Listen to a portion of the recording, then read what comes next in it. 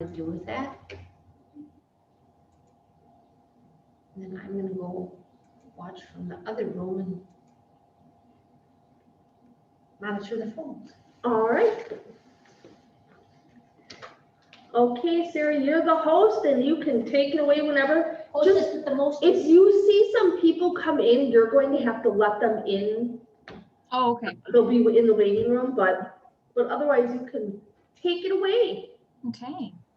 Well, my name is Sarah. I'm with ATI Physical Therapy. We're out in front of what's left of the mall or what's under construction now. I've finally been putting up some new equipment, it seems, over the last couple of weeks, but What a different view, huh? yeah, it's so weird. I was gonna, sounds like there's gonna be a lot of different with the construction happening around here too. The road and stuff, we'll see. It should be interesting. But we've been here about 4 years, I think. It'll be 4 or 5 in September. I've been practicing for about 6 years. We live up in Neenah. I have a 6-month-old, my first. So that's about a little bit about me. So they just asked me to do a little bit on posture today. So I have a little presentation. There's not too many slides or anything. Posture is just kind of one of those things that, you know, you always think about when you're growing up. Mom would say, slap you in the back and sit up straight, like all of that. As I sit here right now, my posture is pretty terrible. So we all fall into all of those nuances throughout the day. And it's not something that necessarily changes overnight either if you're working on something. I tend to think a bit about it a lot more as far as how you move throughout the day, more within posture versus just sitting statically or standing up straight every day. So I'll share my screen here quick. You can let me know if you see it. Let's see if it'll let me.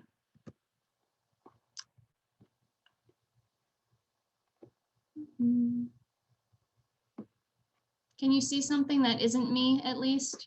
Or is it black? I can see it. Okay. Oh, there it goes. Okay. So yeah, with anything related to posture, I always think, we'll go back here. I think body mechanics, I think core stabilization as being posture. It's not just an upper body exercise. It's not just bringing your shoulders back and down, all the things that you would think about sitting, standing. I think about it as like upper quarter and lower quarter is what we call it. Like your upper body and your lower body need to be in good alignment in order for good balance, joint protection, in order for all of your muscles to be firing in the right ways that you want them to be. So I kind of go between the upper body and lower body, and that goes into different positions and postures that you're in throughout the day. So just a couple of things, a couple cues can kind of help you to translate that into function, because that's the biggest piece of it. Like we can stand up straight all we want, but if we're not translating that into function and how you're moving throughout the day, then all the other things kind of get lost. Like then you feel really off balance and things just don't feel good. So the picture to the right on this slide is really the biggest thing that I want you to get out of any of what I talk about, because I think it gives a good, like a good picture of not so good posture, pretty decent. Because we all tend to kind of stand in this position here with our lower body in that middle picture, with we call it a forward pelvic tilt. So our body will always go path of least resistance, right? So you're going to go in whatever is the easiest posture to be in. And that tends to lend itself to more of this arched back position, forward tilt in your posture. And that also kind of bends your knees a little bit. So it puts a little bit more stress to your knees, which is rough. And then that translates all the way down into feet a lot of the time too, to plantar fascia pain, ankle pain, things into big toe even. Your big toe is the one that helps you balance a lot. Really rough if you don't have that one. And coming into from the middle to the left picture here, it's coming back, it's trying to show a backward pelvic tilt where you would think that you would kind of want to be. But you want to be somewhere in the middle of these two things. So you don't want to be too far forward. You don't want to be too far backward. You want to be somewhere hanging out in the middle like this guy is away on the right. So when we think lower and core stability is not even just from those muscles in the front. You get a lot of that from the muscles in the back of your hip too. So when we think about lower body posturing, that's kind of what we think about. Some of that translates up the chain a little bit further into that upper back and into like your neck, and that CT junction is what we call it up through here too. Because as you can see, he's got kind of his chin out forward versus tucked way back, versus you want to be somewhere in the middle. So with everything, you can always think about is you don't want to be any extreme of too straight either, because that's not going to feel good. Plus it just puts different pressures on other muscles too. So you want to be somewhere in the middle of all of these things. And you can think about like that plumb line, dropping a string from the top of your head down to your toes. You want everything kind of stacked on top of each other, which makes sense. I mean, a lot of it makes sense, but what makes sense isn't always easy to do, which is a lot of this stuff too. So what it says on the outside here too, like talking about putting less stress on body as a whole. Like if you find yourself in the middle, you're going to be less stress on all the discs in your spine. Like I said, going from that pressure to your knees, pressure to back of your neck, tend to get a lot of headaches from being out here too much, like that turtle coming out of the turtle shell is the way that we usually will talk about it. And a lot of it is we have all these gross movements that we do throughout the day, your bigger muscle groups that you utilize a lot. Those tend to be pretty, even if they're pretty strong, there's still those little tiny muscles underneath all of those that are more of our stabilizers that we tend to forget about. So if you do different exercises like standing, hip kicks out to the side, calf raises, if you're not kind of stacked on top of each other and it doesn't fully let some of those smaller muscles activate enough to hold yourself up in a better way, if that makes sense. So when we think about the core for all of these things, if this was your spine from the back here, this was your belly button out front here, there's a muscle that kind of wraps around your whole spine and your pelvis and acts as kind of your core stabilizer. It's like your corset for your spine and for your whole trunk. So that muscle runs between, you can feel it between the front of your two hip bones on your pelvis from the front.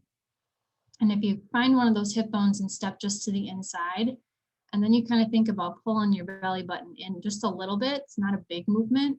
That's the one that kind of helps to suck everything in, keep it all stable. But it's also, it's a larger muscle, but it's not one that we tend to think about. It's not one of those six-pack ab muscles by any means. It's one that kind of runs underneath all of those things. And the same thing is true for your neck too. We have deep cervical flexors, we call them, that run alongside both sides of your spine, but they're deep to all of these other muscles that we tend to overutilize when we're doing anything, whether it's weeding, you talk about this time of year, gardening is a big one for all these things. So all that bent overness of all of it, it lends itself to putting more stress on all of those. So you want to think about that plumb line all the way straight up and down. Because if you're bringing yourself out too far from that plumb line, then all of these other muscles have to overactivate and do way too much in order to keep yourself stable and to keep doing what you're doing. So from a lower body perspective, for sure, this is the muscle that we kind of think about.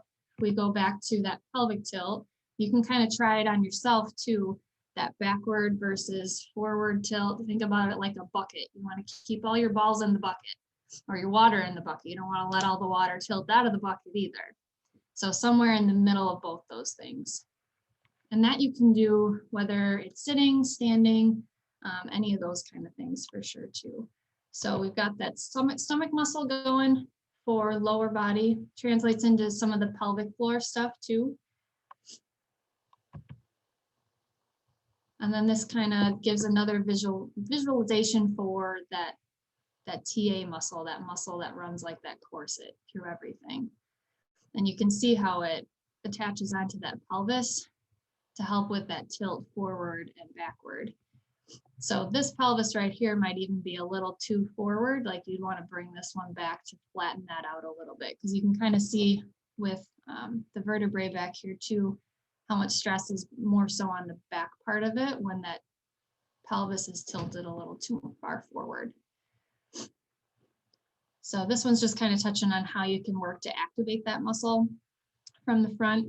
And that's one, like if you have back pain with rolling in bed or getting in and out of bed, in and out of a chair, it's a good one to kind of think about that stomach squeeze as you're doing more of those transitional movements too. So that's probably the biggest one. If you, like I said, if you do like standing exercises, that's why like things like yoga and the Tai Chi stuff is so helpful, because it puts you in some of those positions and you get to kind of think about what muscle groups you're using. And those static positions are really where you gain a lot of that core strength into your postures too. Because you can have good postures all day, but your muscles are going to get pretty sore if they're not strong enough to kind of hold you there as well. So that's where some of the strengthening comes in. That upper quarter, like I was talking about too, with from neck down to upper back, all of this goes into like shoulder pain. A lot of people with called like impingement type symptom on the outside of your shoulder will tend to get pretty tight, pretty painful when everything is, again, kind of pulling away from you versus stacked on top.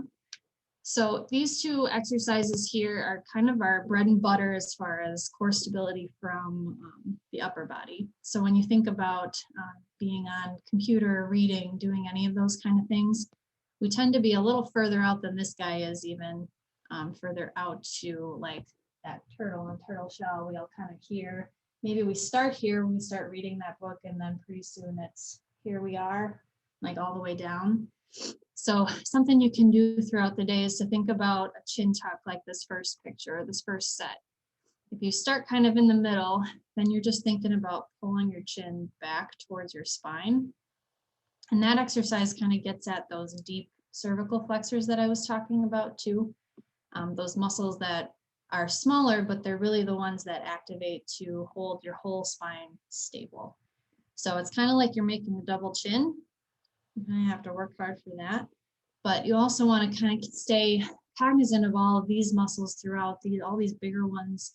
Upper trap on top tends to be one that we all kind of hunch up when we're doing anything, even like reaching, that weeding in the garden. I'll keep going back to that because that's a big one this time of year.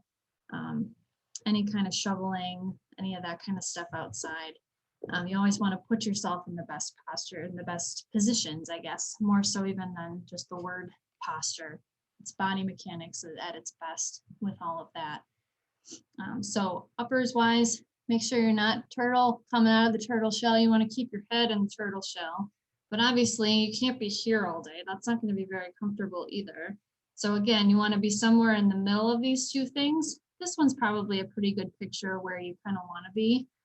But it's helpful throughout the day to use some of these things, some of these exercises to come out of those postures that you're in or those positions that you've been in. If you know you're going to be reading for a while or on a computer for a while, anytime you can come out of those positions, whether it's every half hour, every hour, or something like that, if it's shorter for you, everybody's going to be a little different in that respect as well. It's like with all of my, like the people that come with work injuries or those that work on a computer all day versus the people that are standing and in a factory all day. Neither one is necessarily ideal, right? I have patients that, like I said, are at a computer 10 hours, 8 hours a day, and they have a lot of trouble with this kind of stuff in here. Those body mechanics versus somebody who stands all day, same kind of deal. It's not a matter of you need to sit more or you need to stand more necessarily. It's kind of, you want to be in the balance of both those things.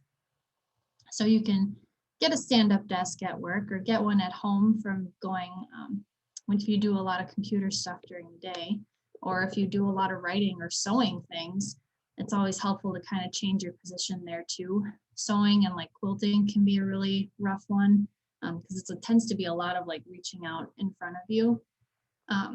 So a lot of it is coming out of those positions because it's hard to sit up straight 10, 12 hours a day. If you can kind of sprinkle it in throughout your day and use some of these cues as ways to get yourself out of those positions, I find that to be probably the most helpful for people. The second picture down here is probably doesn't look like she's doing anything at all from one picture to the next. But it kind of shows too how subtle some of these changes are. This one is a shoulder blade squeeze. So if you think about both your shoulder blades on your back, all you're doing is pulling them down and then ever so slightly together. Because what tends to happen with those shoulder blades is these upper trap muscles up through here. You can see me, right? Am I like, or do you just see my screen?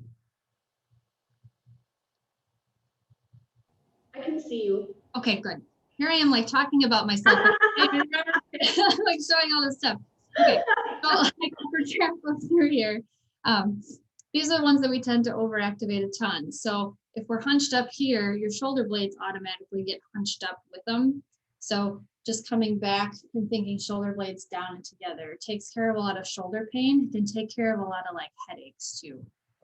So posture is not even just so much you just if you don't use it, you lose it. If you are in one position for too long, you're going to stay that way. It's more so just what happens up and down the chain because you're in one position for too long, more so if you think about it that way. So being able to come into that chin tuck, that shoulder blades down and back, those are probably the two biggest things from upper body perspective.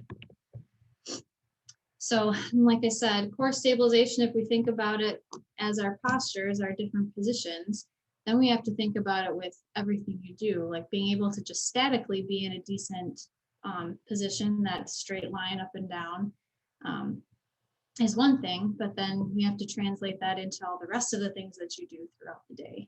So whether it's driving, looking at this guy up here on the right, his hip is down way too far. If your knee is up above your hip when you drive, that's a posture you don't want to be in. That's going to cause a lot of stress to your low back. His neck's probably in a pretty decent position though. It's a lot of like, you can kind of go into ergonomics, another word that we use for all of that too. It's the same thing, posture, core stability, where you want to be in some of these positions. So sitting wise, like I said, you want your knee to kind of be down a little bit lower than your hip, not a ton lower, but just a touch lower, so that you're not in like this 90-degree position or even less than that, like he is right here. So it's playing with your chair up or down. Maybe you sit on a cushion if it's a chair that's a little lower to the ground. Let's see, yeah. So wherever you are, computer-wise or reading or sewing too, can do a lot for that lower back perspective of things here. That's probably the biggest piece of it. Foot pedal too for driving. Obviously, you don't want to be too far back or too far forward either. Too far forward is going to change the position of the knee as well. So there's a million different things you can play with all of these. So if you do have like a more specific problem with back or neck or shoulder, anything, any pain that you find in any one position, that's a good time to like give me a call. And like we do free injury screens all the time. Sometimes you can get just specific things to one position, and we can kind of talk through that anytime. That's never a big deal. So call me if any of those things come up. But just generally in order for like joint protection and all of that with all of these two, like I said, this guy in the picture driving isn't too bad from a neck perspective. His head was going further closer to that steering wheel, which on a longer drive it might. Then he'd want to kind of practice that chin tuck to come back a little bit. Some people with really chronic neck stuff, that tends to be pretty bad. You want to utilize that headrest a lot too. Utilize the things that are around you to support you. If your back isn't touching the seat, maybe put like a rolled up towel or a small pillow in that spot in your back, in that small of your back. The same thing can be true for that spot right at the top of your spine, from your neck on down through here too. Any of those curves, you want everything to be supported when you sit. And that's not only true for driving, but for every other like seated thing you would do throughout the day too. So a lot of these things kind of translate to different activities, not just one. Driving posture kind of goes to everything else as well. Same thing goes with standing. Standing, whether you're out grilling in the back or maybe doing some other craft things, sewing, anytime that you're standing a long period of time, like keeping in mind that plumb line from your head on down to your toes. Sometimes what can be helpful too is what this guy is doing here, and having like a book or a little step that you put your foot on. So like it just helps to off-weight your spine in a little different way. And I've had people even have some success with like knee pain, hip pain, doing some of that too. And it might be switching back and forth. But like washing dishes tends to be one that gets at low back, and positioning for that one can be a little easier if you like open up the door underneath the sink and stick your foot on that ledge. Not necessarily putting a ton of weight through it, but just to off weight for a little bit and kind of switch back and forth. That can help with back pain and all of that too. And then next thing is the same with standing, obviously, as it is with sitting. Like you always want that plumb line. And then if we go into like lifting things, wanting, obviously you get that whole, the adage of lifting with your knees and not with your back. So not bending straight from your spine straight down. You want to bend your knees a little bit, because that puts more of that pressure towards the backs of your hips to be able to take on the brunt of that versus knees, foot and ankle, all of that kind of stuff. So it's a lot of just really tiny nuances, but things that you can translate through all of your activities. And like I was saying, I don't think any of us have perfect posture throughout the entire day. If you do, good, that's a great job for you. I definitely don't.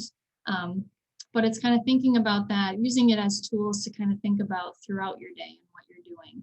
And then, like I said, if you have something that's specific, like a shoulder pain or a neck or back or foot, kind of think about, take stock in how you feel throughout a day and if there's anything consistent about it, if there's one position, and then trying to tweak some of these kind of things in order to help you with that.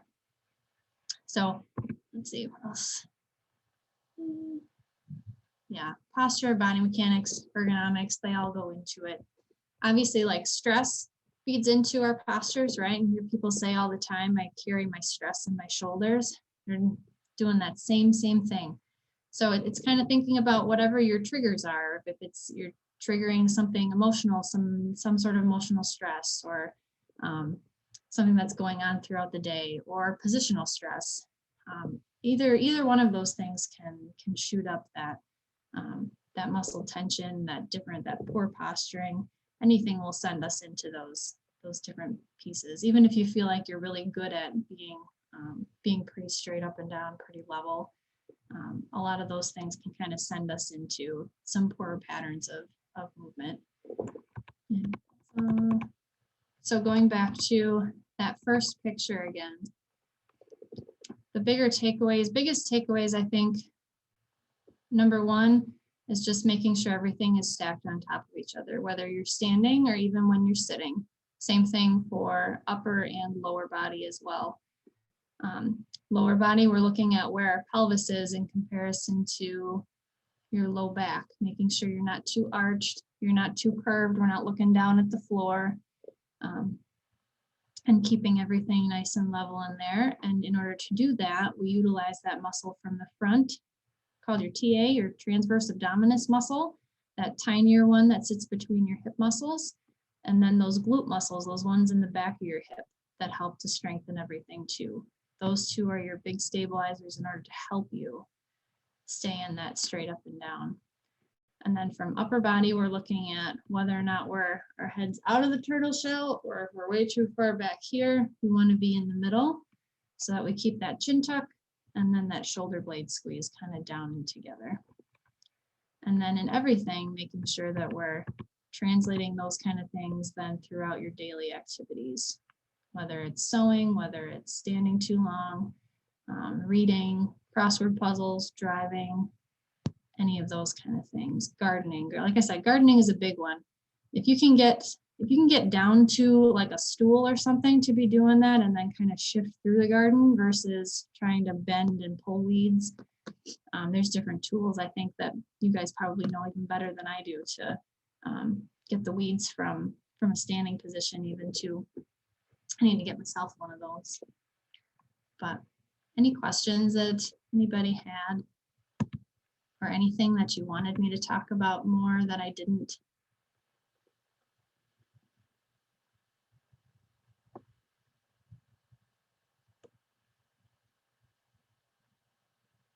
If not, all good there. Like I said, if you have any other questions, we do free injury screens all the time. If you had anything that was more specific to any sort of positioning or anything more that you wanted to talk about, that you were getting some sort of ache or pain, just give a call.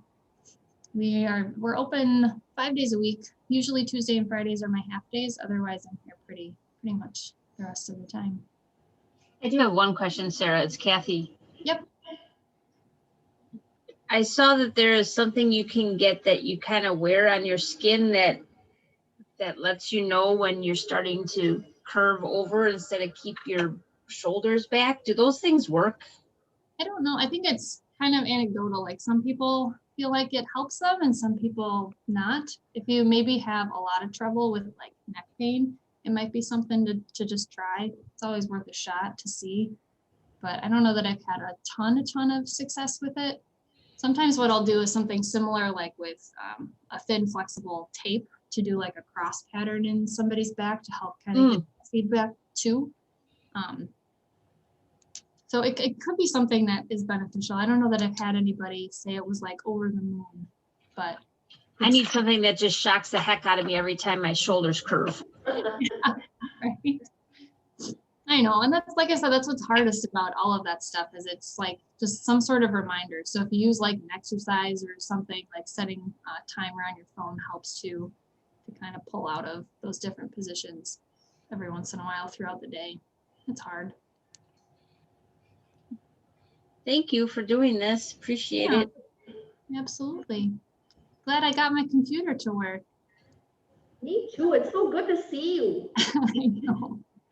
I know. It seems like, I don't know. Sometimes it seems like no time has passed on anything, and others it's just goes on forever. I haven't seen anybody in forever. Definitely. Nobody else has questions? Did everybody leave? Oh, it's just us. You can stop the recording then, Sarah. Oh, I totally forgot that I